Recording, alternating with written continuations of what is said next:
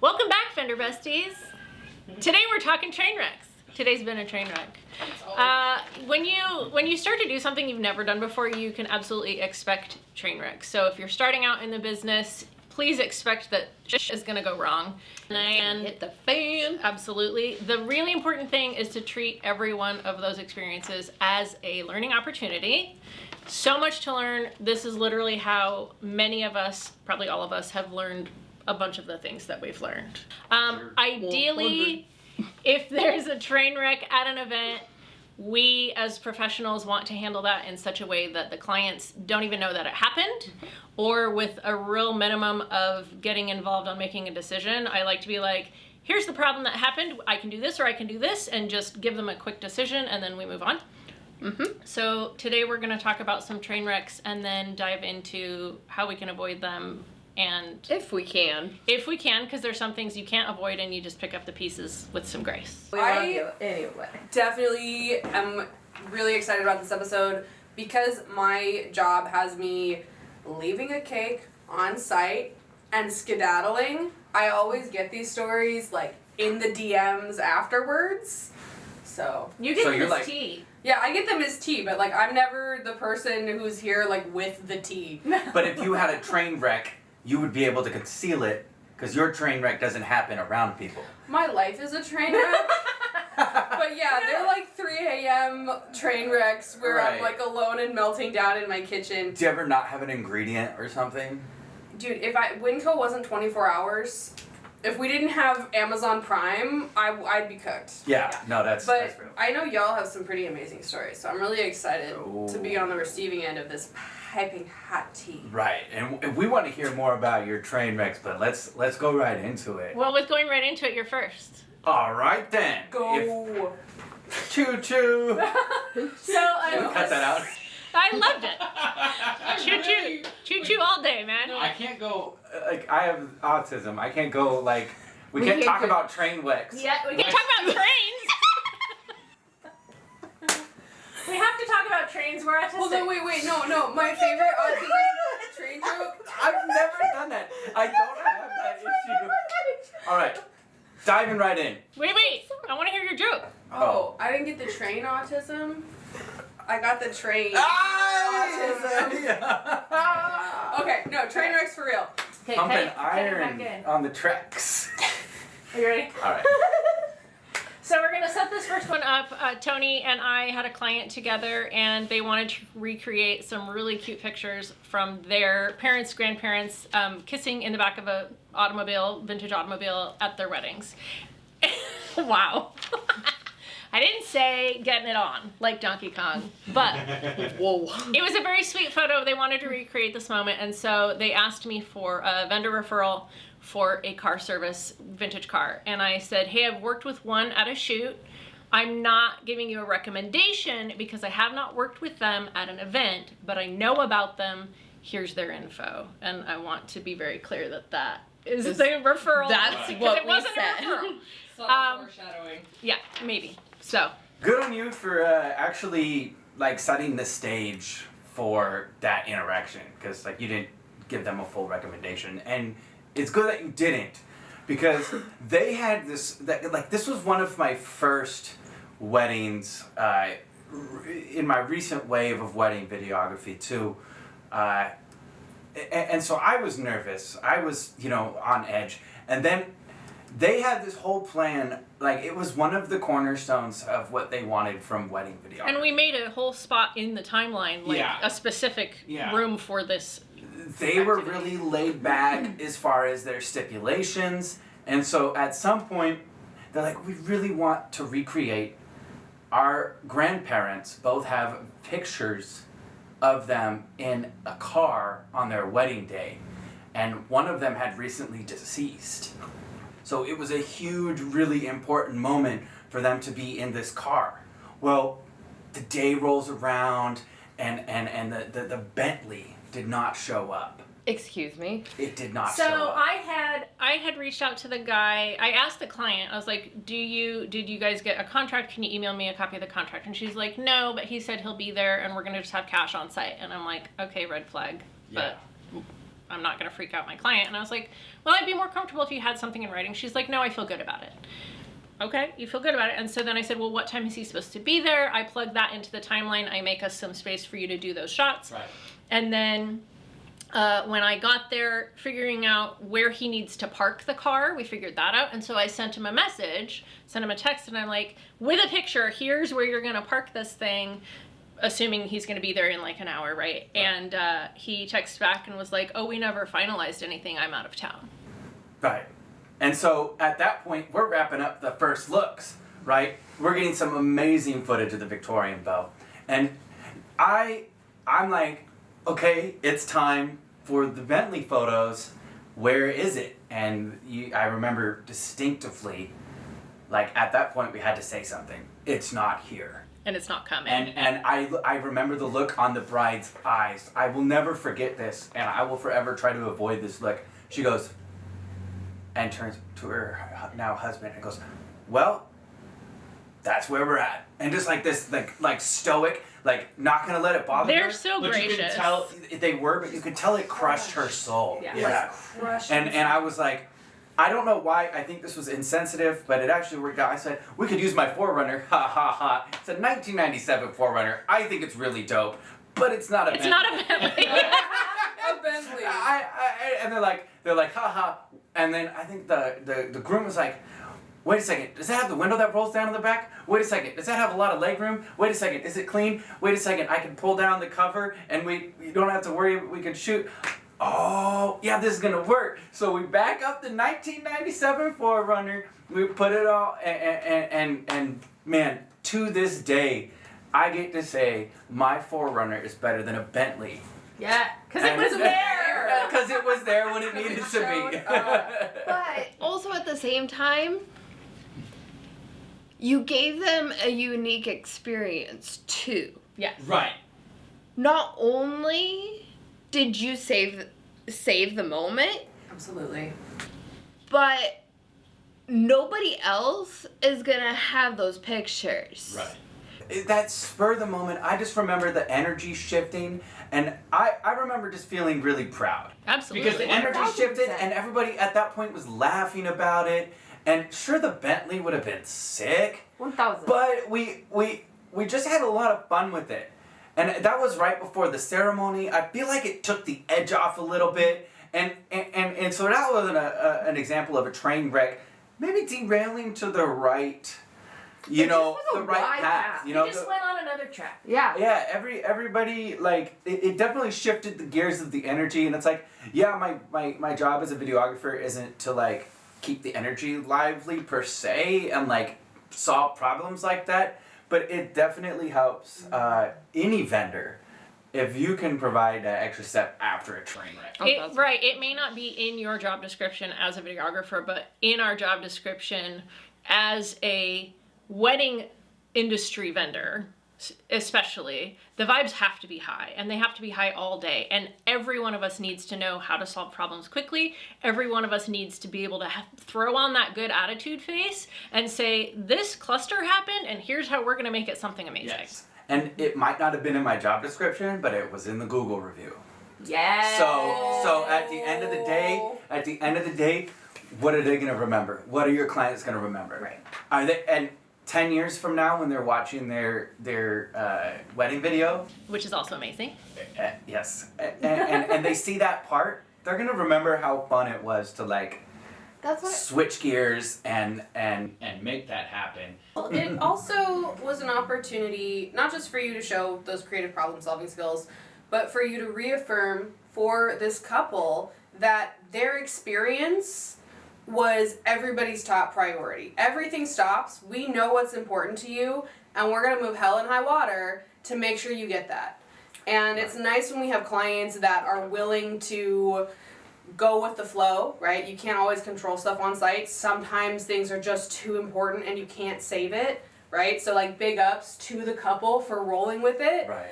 But I mean, in so many instances, our job is to show up and be like, we're here to make this like the most important day. You are the most important person here. Like, how can we serve you? Yeah. Exactly. And you know what? Like, that's all it is. Like, that's really what a wedding is at the end of the day. Yeah. Like, everything involving their experience and their vibe. So, yeah. That was one of the train wrecks. Oh, but makes me sick to think about it. I have a lot less experience than some of the people here, and I'm sure you guys have a lot more intense. I have Emily. some stories. So it's 2022. It's a partial planning client. No red flags at first, but hindsight is 2020. You already know. We know. The clients, they were chill until they weren't.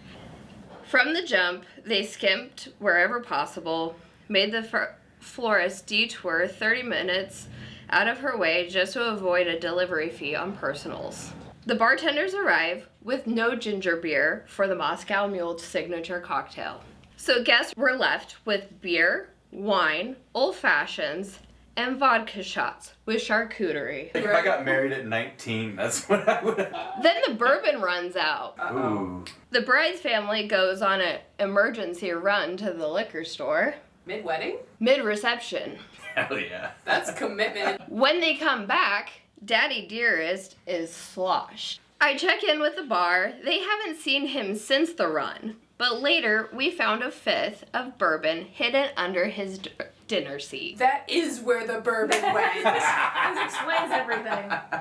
Corners me upstairs, literally backs me into a wall, and whispers, "How much would it take to make this all go away? We're from Dallas and Fort Worth. We know people."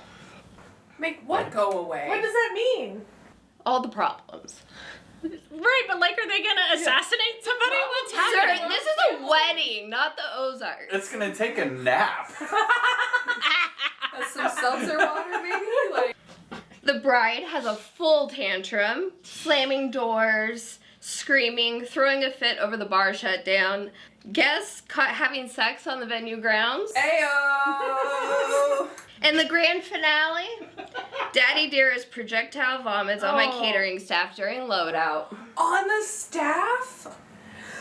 Dude, you need like hazard insurance for that. Yeah. I would never. I'd be like, I'm done. Hazmat. Yeah. Bananas. I'm gonna cut all that out. I'll put a banana, like a graphic. Like an actual banana. Okay, hold on. Oh, a raccoon with a banana right here. It's like this. That's bananas. All the shit I'm sorry that you have to cut out for editing. No, I'm not cutting any of this out. I'm just adding banana. Bananas. B-A-N-A-N-A-S. B-A-N-A-N-A-S. B-A-N-A-N-A-S. I didn't know we were stopping. There's only 3 lines! No, then we have... What? No. What's the funny? We have I'm quoting it out back We from hit the B first and we just had Vincent B. already. Riding a banana. Like, Oh my god! You're gonna make me do more graphic Dude. work. So I feel like your story actually should have been last because mine doesn't really pale in comparison, but it's not as good. It's not as bad. It's not as much on unhinged. fire. Nothing is ever as bad as that again. That's like an Owen Wilson movie. Yeah. Who's Owen Wilson? Wow. Whoa. Wedding Crashers. Okay. That- We'll get into who's Owen Wilson later. Yeah, we'll That's do that. true. That's That's a whole very nother cool. subject. That's for you. So I actually have many train wrecks, lots of train wreck I mean, I stories, did too, and but that was the worst. that's epic. Yeah. That should Wow. actually be made into a movie, I think. Yeah. No one should ever experience that. No, but like sell the rights so people can watch it on the big screen. No, that's a horror movie. I'm traumatized. It is I literally am traumatized. It is a horror movie. We have 10 minutes left. Both of those things. Thank you for your dumpster fire. I'm sorry that you had to live through that. So I have a dumpster fire of my own. Oh. All right, there were 250 people total on site, and there were 200 chairs. There were 2 food trucks. There was 1 bartender. The bartender actually, I think, had a bar back, but for 250 people, 1 bartender, 1 bar back, not quite enough. The baker, flaked on baking everything Like- with the exception of the hold your fire, everything except the cutting cake the week before the wedding, and then also flaked on setting up the dessert buffet. When the DJ showed up and I asked for Wi-Fi for the DJ, because DJs often want the Wi-Fi password, the Really? venue owner said, "Oh, well, they should have it if they're one of my 3 preferred vendor DJs." And I was like, I'm pretty sure they're not, because this is the first that I've heard that you have 3 preferred vendor DJs. Those are the only options. So we had to manage that.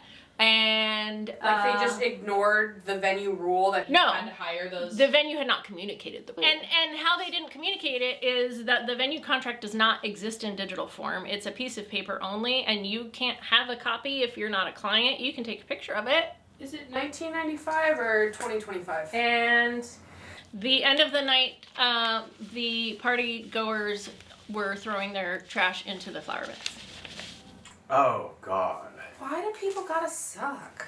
Numerous red flags all the way around, but as planners, there's only so much that we can do. We cannot force our clients to do anything. Correct. We can't force other vendors to do anything. No. We are here to We're an advisor. We're here to see the big picture and advise and say, well, if this is the thing you're going for, I really recommend you do this. So when I heard there was going to be 200 to 250 people and they wanted to do food trucks, I said, you really need 3 or 4 food trucks minimum. Mm-hmm. The chair thing I probably could have impacted a little bit, but it would have involved a constant check-in about the head count every other day leading up, and the lesson that I learned is don't assume that your client is going to update you when their head count changes up. Right. Most of the time we assume the head count is going to change down. Like people estimate at the beginning 200, 190 show up. So if you plan for 200, you may end up with 10 extra chairs, Right. and you might adjust down at the last minute for some I things. always tell people to underestimate the servings and things Yeah. they need. That people are always going to either not need the thing that you're, trying to provide for them, or they're not going to be there entirely. Right. Yeah. 90% of the time, a few fewer people show up, and in this case, it was more people. So that By a lot. by a significant amount, and so that has taught me the kinds of questions to ask leading into it. Can I always avoid it? Not necessarily. Yeah. That's what a train wreck is, right? Is it teaches Right. you the questions to ask and the policies to put in place. Mm-hmm. And it gives you the opportunity to act like Superman sometimes. Right. But it really does influence all of the jobs you take moving forward, right? So I tried to change how many food trucks were there. I did my best with chairs, and then was not gonna have a panic solve moment. And honestly, the weird food truck to people ratio worked out for the chairs. Like, it's a funny joke, it's a punchline, but also that's how it worked out. Not everybody was seated for dinner at the same time anyway. Solving a problem by just getting lucky with your other problems. Musical chairs. I don't know. Musical problems. Well, it would be if the DJ had Wi-Fi. Turned out he didn't need it, because he's an excellent DJ that had downloaded all of his stuff. Shout out to you, sir. You know who you are, and I was immediately impressed. Shout out, yeah. I mean, shout out to people who do prep for stuff to go wrong. But it's like, Yes. honestly, like, a lot of that seems so avoidable. And when do you, as a planner, take charge in those situations? Like, would you ever say, I have standards for how I want the results to go, and I can't watch you have 2 food trucks? Would you ever say that? So I will, moving forward. Yeah. I had not had enough, I felt not enough experience with food trucks at weddings to really be able to speak authoritatively, and now I do. Right. I am 100% able to back my feelings and opinions on this with 2 full experiences, and the problems that happened with them are completely different kinds of problems. Food trucks are great in the right space with the right number of people, ratio of trucks to people, all of that kind of thing. Yeah, moving from questions to contracts, y'all, because how do we protect ourselves? In our contracts. Yeah, we have And contracts are not just to protect us, they also protect Client. to make sure that we have really clear expectations set from the start, and so that anytime we run into these weird contingencies on like site, we can just keep adding that information. Because maybe this feels like a one-off case, but the lessons you can learn from these weird one-off cases can really help you to streamline your services so that you can give your clients a much better experience. Absolutely. 1000%. The thread that continues through a bunch of these stories today is clarification in writing. Bartenders bringing ginger beer, and they didn't because they thought it was alcohol, and they're not providing the alcohol. I mean, that brings up questions about the bartenders. Yeah, but if it's in writing, you are bringing this thing, that's in writing, you're doing it. Yeah. If you're bringing the car, and it's in writing, and you've agreed to it on a contract, you're doing it.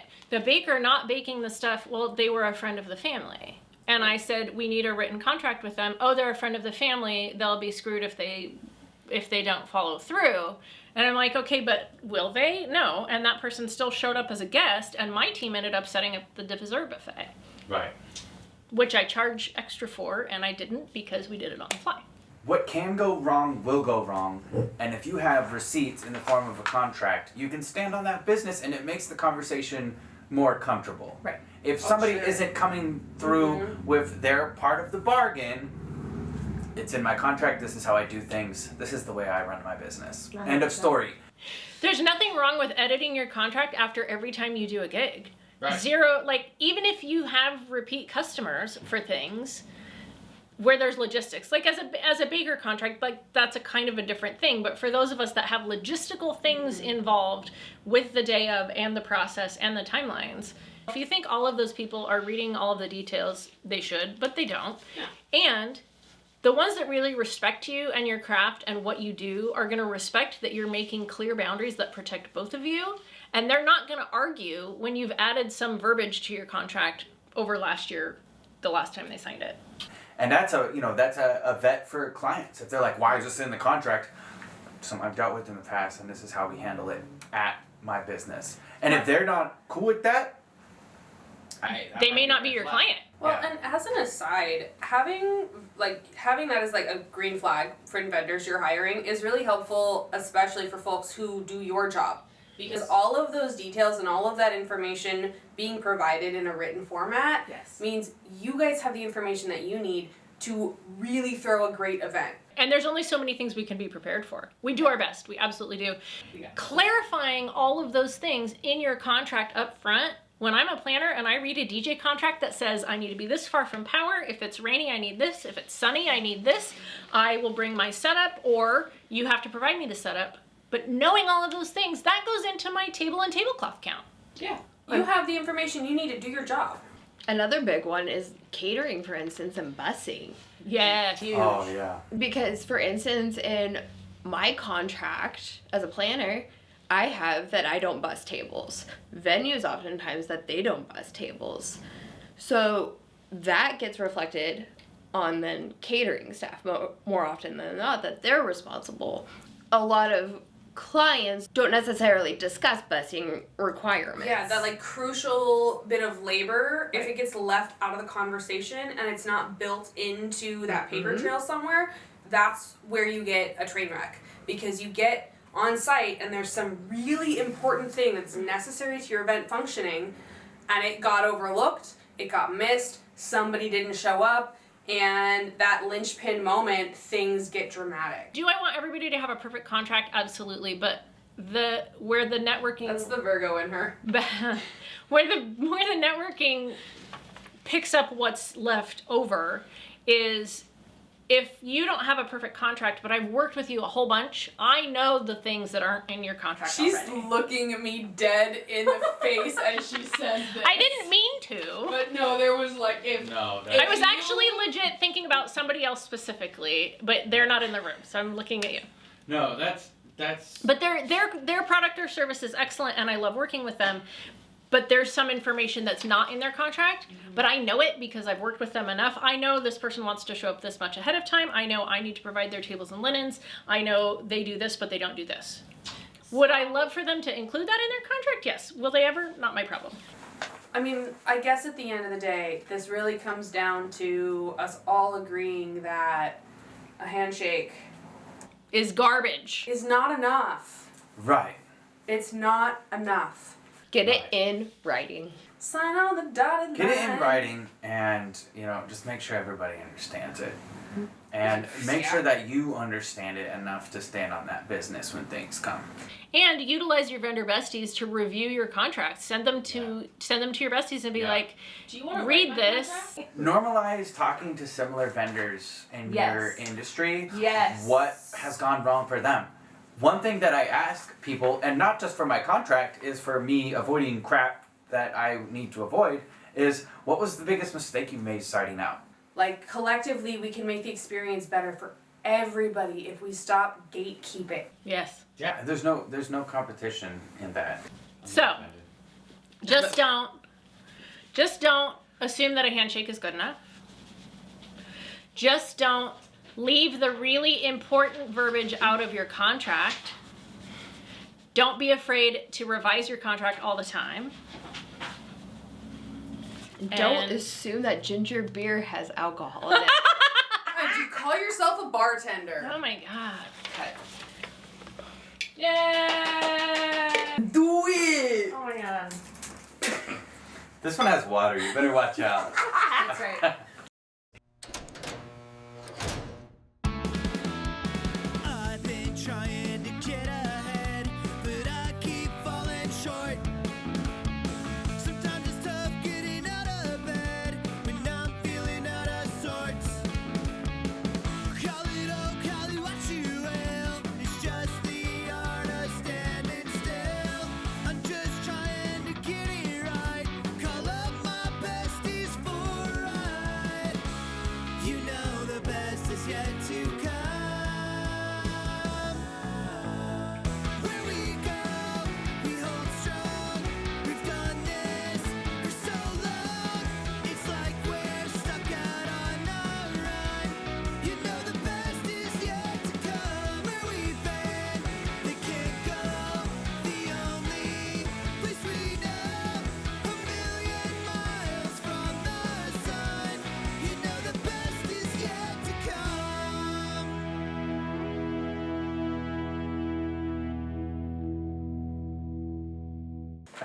He thought about it. He moved so slowly. I He didn't almost just think dumped that about on it. my head. I didn't just think about it, I held myself back. That was the Gemini. That's the Gemini.